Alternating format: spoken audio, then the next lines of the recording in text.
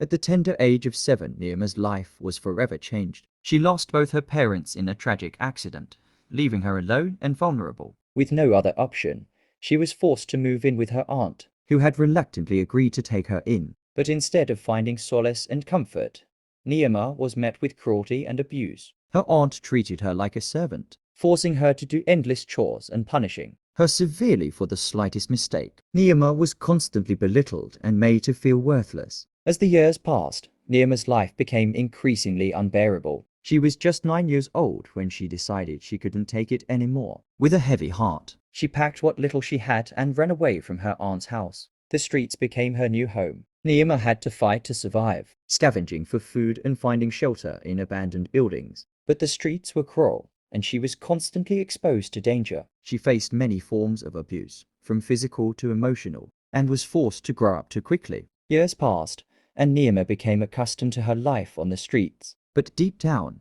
she still held on to hope for a better future. That hope was shaken, however, when she discovered she was pregnant at the age of 15. The pregnancy was a result of a brutal rape. Nneoma was devastated, feeling as though her world had come crashing down. But as she held her newborn baby boy in her arms, something shifted within her. She felt a sense of purpose and determination wash over her. She named her son Ojidima, which means it will be well. It was a name that held promise and hope for a better future. And as Nneoma looked into her son's eyes, she knew that she would do everything in her power to create a better life for him. Despite the hardships she had faced, Nneoma was determined to break the cycle of abuse and poverty. She vowed to give Ojidima the childhood she never had, filled with love, care, and protection. And as she embarked on this new journey, Nneoma finally felt a sense of peace and direction. Ojidima became her reason for living, and she was determined to make sure that his life was filled with hope, joy, and promise. And as they navigated the challenges of life together,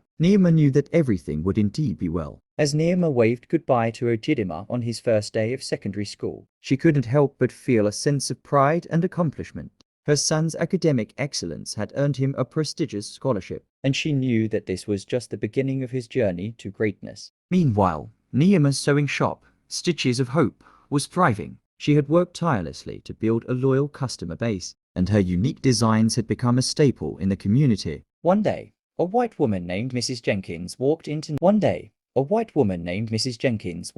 Nneoma's shop. She was impressed by Nneoma's talent and saw an opportunity to help her expand her business. With Mrs. Jenkins' guidance and financial support, Nneoma's shop flourished, and she was able to send Ojidima abroad to complete his university education. 3 years later, Ojidima graduated with honors and landed a high-paying job at a prestigious company. He returned home to Nigeria, eager to reunite with his mother and show his gratitude for her sacrifices. But little did Ojidima know, his mother had a surprise of her own. Nneoma had found love again and was getting married. Overjoyed for his mother, Ojidima decided to gift her a beautiful house and a brand new car. "Mama, you deserve all the happiness in the world," Ojidima said, his eyes shining with tears. "I'm so grateful for everything you've done for me. This is just a small token of my appreciation." Nneoma was overwhelmed with emotion as she hugged her son tightly. "You're the best thing that's ever happened to me, Ojidima," she whispered. "I am so proud of the man you've become."